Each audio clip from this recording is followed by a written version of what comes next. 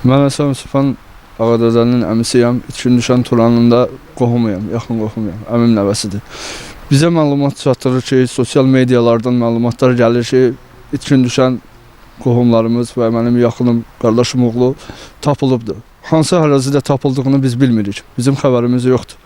Bu yalan məlumatları mediaya yaydıqlarına görə yalan məlumatlar mediaya verilməsin. Əgər tapılarsa biz özümüz çıxıb televiziya kanallarına deyəcəyik ki, bizim qardaşım oğlu tapılıb, mənim qohumum tapılıb.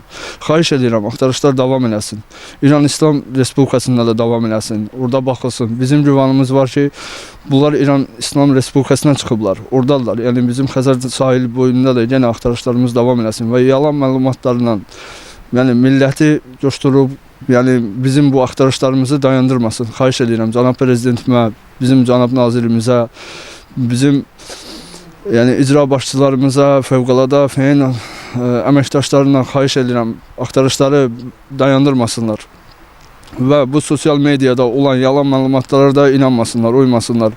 Milləti yalan yerə coşdurmasınlar. Xahiş edirəm sizdən. Bizim axtarışlarımız davam eləsin. Deyirlər sizlə əlaqə saxlanılıb, uşaqlarınızla.